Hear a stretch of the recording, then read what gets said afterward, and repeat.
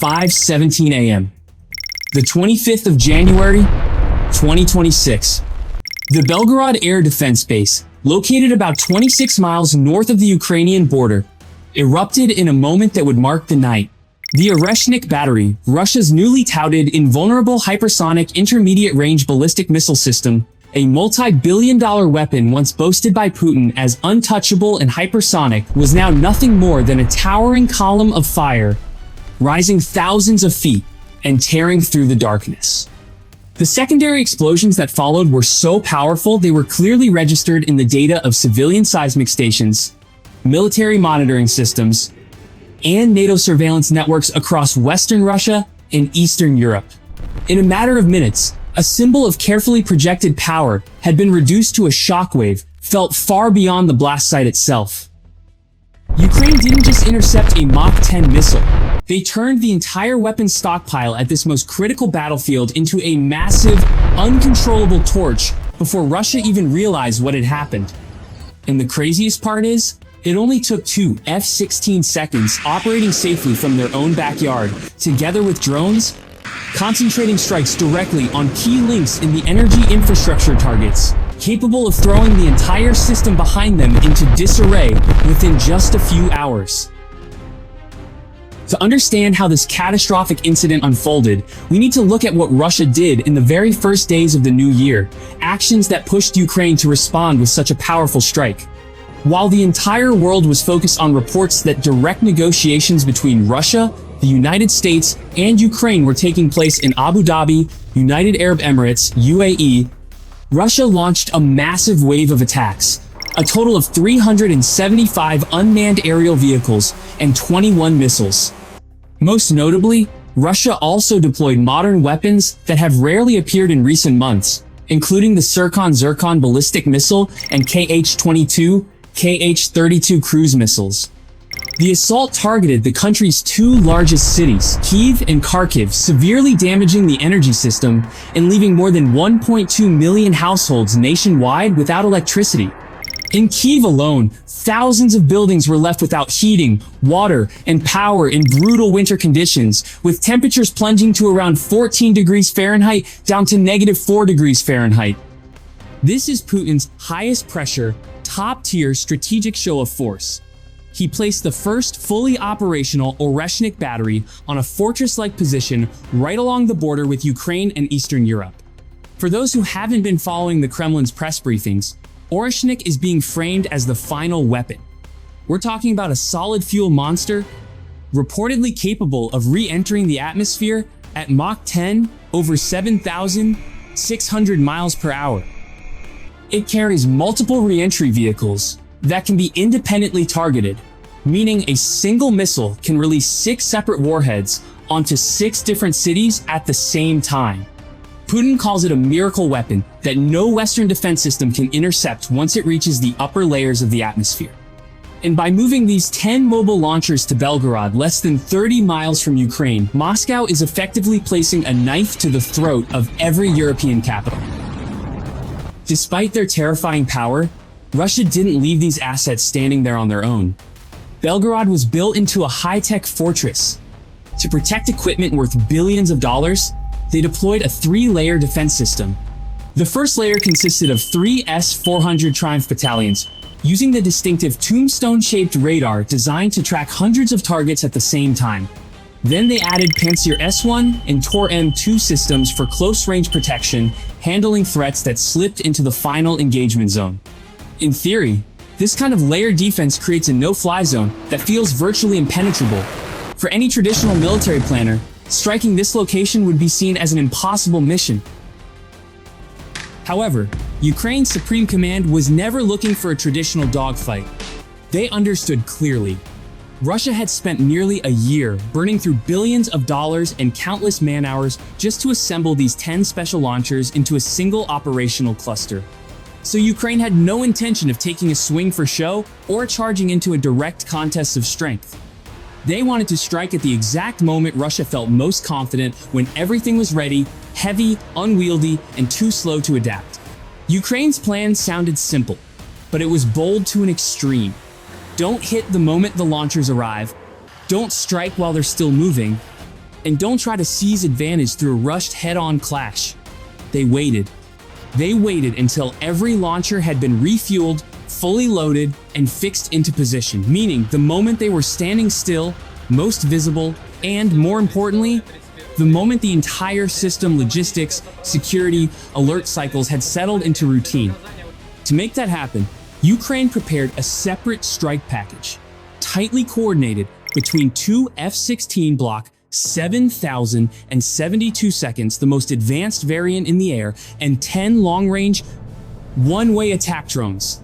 This wasn't a Hail Mary gamble. It was a calculated strike, like math.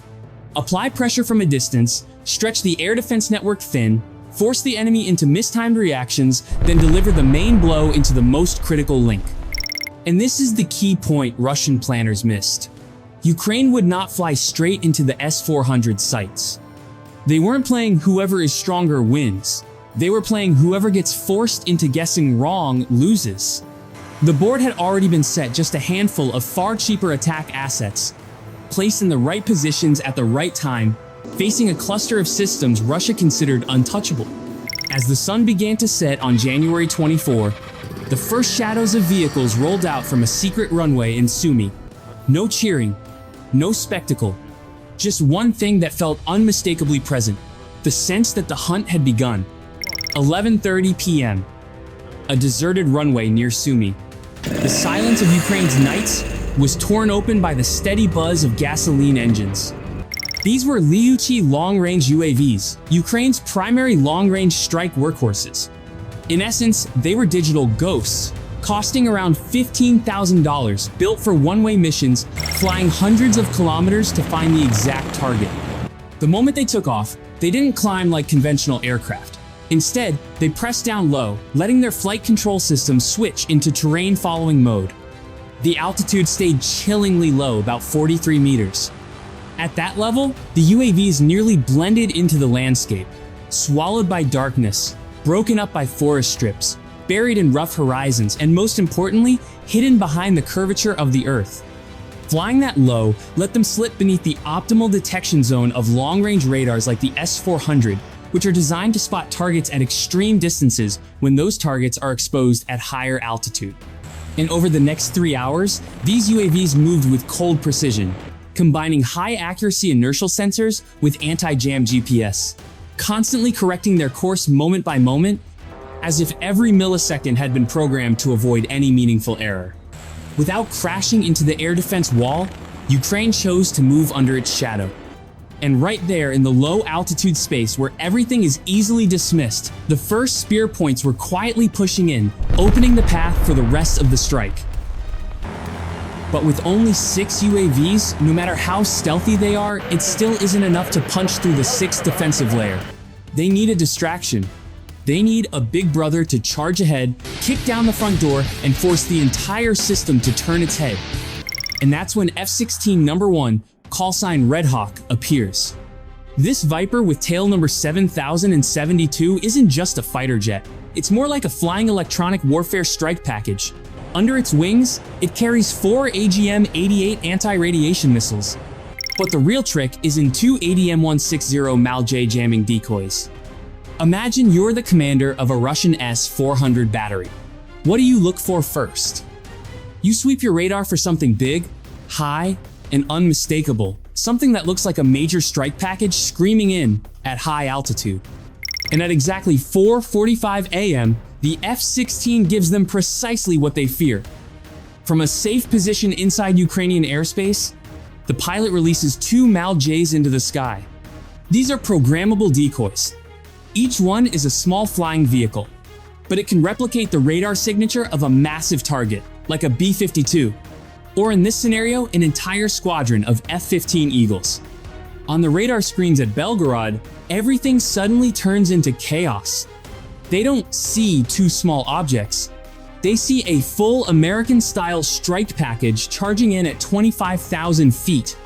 The Russian base jolts awake under the shriek of machinery. The klaxon air raid siren tears through the freezing night. The S-400 crews, pumped full of adrenaline and a full year of propaganda, react exactly the way Ukraine wants. They lock onto the hazy, high-altitude targets. Once locked, they launch. 6 S-400 missiles, about $2 million each, roar off the rails and climb hard, hunting ghosts in the upper air. Every launch in that moment is like scratching a $2 million lottery ticket, where the only prize is a trail of smoke. Even worse, the S-400 never even touches the 6 Louboutin UAVs. Its entire firepower has been dragged off target, pulled into the Ghost Squadron, created by the 2 Mach J decoys. While the S-400 is busy destroying digital targets, the real threat is still lurking at 140 feet, skimming along the mud, slipping through radar gates that are already occupied, as if moving beneath a storm of jamming the enemy forced them to create. And here's the critical point, the one that turns this mission into an expensive lesson.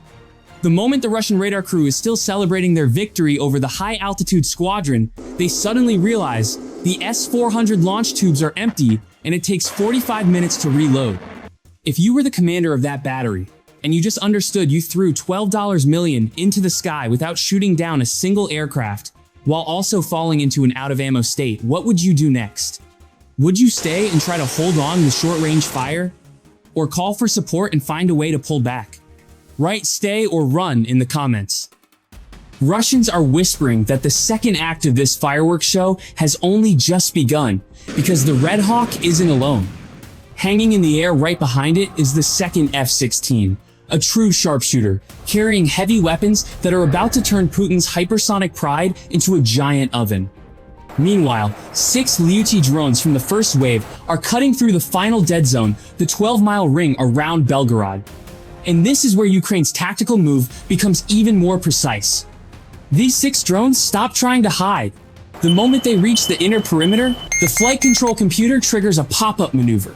They climb to an altitude of 320 feet. Why? Because they want to be seen. They're acting like the final clay targets designed to overload the short-range defenses. Instantly, the Pantsir S1 and Tor M2 systems, the bodyguards of the Oreshnik battery, lunge into action. The sky above the base turns into a chaotic wall of bullets and fire. 230mm cannons are spitting out 4,000 rounds per minute, and interceptors are ripping off their rails to strike these low-flying intruders. This is what military analysts call saturation. An air defense system can only track and engage a handful of targets at once before its processors hit 100% capacity. By throwing 6 Lyuti drones into the fight at the same time, Ukraine is forcing Russia's bodyguards to pour every sensor and every round into a gasoline-powered prey worth $15,000. While Russian gunners are still slapping hands and celebrating after shooting down the first wave of drones, they have no idea the real executioner is already lurking 70 miles away. It's the second F-16, nicknamed the Night Hunter. As the first F-16, Red Hawk deliberately makes noise to draw the entire air defense network's attention. The Night Hunter moves like a ghost, low, silent, and patient, waiting for the exact moment Russia's inner defensive ring becomes overloaded. The pilot flips up the safety cover on the weapon release controls. Hanging beneath the wing is the AGM-158 JASSM, a long-range air-to-ground missile. This isn't just a bomb, it's a stealth cruise missile worth about $1.5 million with a range of roughly 400 miles. Think of the JSM as a special operations version of a missile. Its body is built from radar-absorbing composite materials, shaped like a flattened diamond to deflect radar waves away from the emitter. Its radar signature is so small, you could compare it to a soda can. And even though it's about 14 feet long, the sniper pilot doesn't rush. He chooses the moment. Then, 4 JSMs drop from the pylons, their folding wings snapping open with that unmistakable click. They don't climb high. They skim low, lower than terrain-hugging drones at barely about 50 feet above the ground. They're guided by an internal digital map and a military-grade inertial navigation system. Inside the missile's nose is an imaging infrared seeker. Stored in its memory is a preloaded digital photo of the Oreshnik shelter, a target it can recognize on its own. Meaning even if the Russians crank every jammer they have, the missile doesn't go blind. It doesn't need radar guidance. It sees. At around 600 miles per hour, the 4 ghosts streak past armored crews who are completely distracted. Down below, Russian personnel are busy reloading, checking launchers, laughing, convinced they just crushed the first strike package. They don't realize 4 1,000-pound armor-piercing warheads are closing on the front doors, only 90 seconds away from the point of no return. But this still isn't the final layer. You might think, the Oreshnik launchers are mobile, just drive them away. And that assumption is exactly the trap. In the second wave, Ukraine ×4 finishing drones to arrive at the precise moment the hangar doors swing open when the trucks are about to escape. One beat, one opening, just enough to turn mobility into being trapped. Now imagine you're the Oreshnik battery commander. Your 400 seconds are out of missiles. Reload vehicles are scrambling. And suddenly, your invincible assets are stuck inside a shelter while 4,200 pounds of specialized high explosive is rushing in, built for this kind of target. Do you stay inside and hope the concrete holds? Or do you run and pray the blast and fragmentation miss you? Stay with me because in the next 30 seconds, the physics of destruction is about to redraw the map of Belgorod in a way no one will be able to undo. 5:16 a.m. Inside the hardened bunkers in Belgorod, the air is thick with the stinging smell of ozone and diesel. Russian technicians are moving in a frenzy, trying to disconnect fuel lines, boots slipping on ice-cold concrete. The order came 3 minutes ago. Evacuate the launchers. The sky is compromised. But that massive system isn't something you can simply turn and vanish with in an instant. It's a 50-ton beast that demands precision and time, two things Ukraine has just removed from the equation. Outside, the chaos is absolute. Pantsir S-1 crews, after burning through their missiles on the first wave of decoys, are now desperately trying to reload. Their hands are shaking so violently they can barely seat the launch tubes properly. Some soldiers, realizing their radar has been jammed by the Red Hawk aircraft, resort to the most futile action of all. They stand on top of vehicles and fire AK-74 seconds into the black sky, hoping for a lucky hit on a phantom target. But it won't happen, because what's coming isn't something you can see with your eyes. About 30 miles away, 4 JSM-ER missiles execute their final maneuver. Their infrared seekers lock onto the heat signature of the bunker's ventilation shafts. The onboard computer makes a 0.5-degree course correction, cold, precise, and irreversible. The first missile punches into Shelter 1. It doesn't detonate on impact.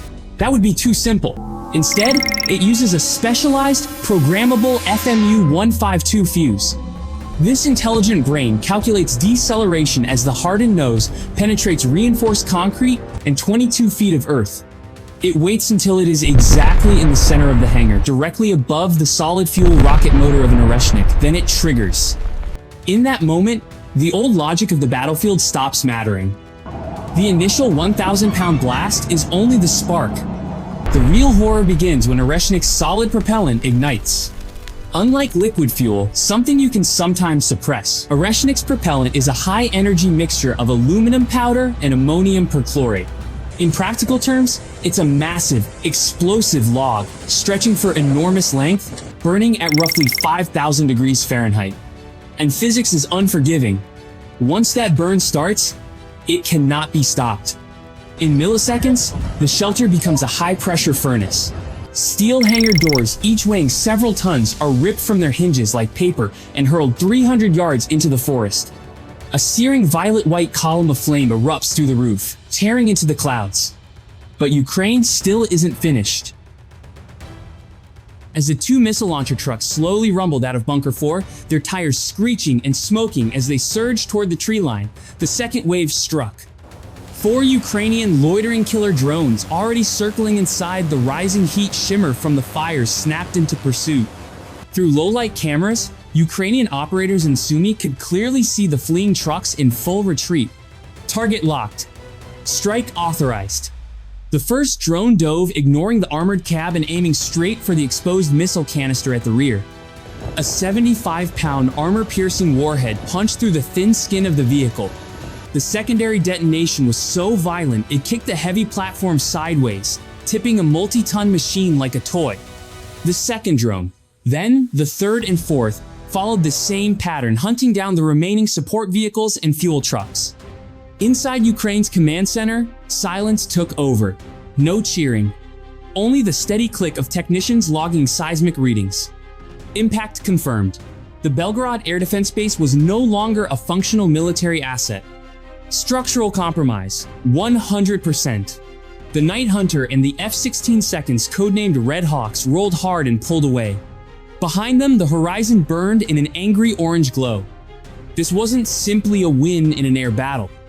It was a 16-minute experimental sabotage of Russia's strategic deterrence. Putin's so-called miracle weapon didn't fail because it was intercepted at Mach 10. It failed because of arrogance, because it didn't recognize that in modern war, a $15,000 drone and a highly skilled pilot don't care how fast you are.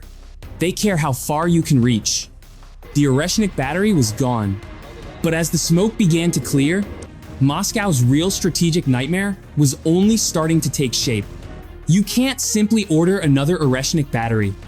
These systems are like Lamborghini in the missile world, hand-built, extremely complex, and dependent on high-end components now under global sanctions. By neutralizing all 10 launchers in a single morning, Ukraine didn't just win a battle, it effectively erased an entire year of Russia's strategic production capacity. Moscow had just witnessed a 100% loss on a multi-billion-dollar investment before the product had even truly reached the field. For months, Putin has turned Oreshnik into a geopolitical tool of intimidation, repeatedly stoking fear across Europe with warnings of unstoppable destruction at Mach 10. But Ukraine has just proven a basic truth of modern warfare. A missile doesn't have to be intercepted at Mach 10 if you can turn it into a thermal event while it's still sitting quietly inside its storage facility. A miracle weapon is only miraculous as long as it remains in the shadows.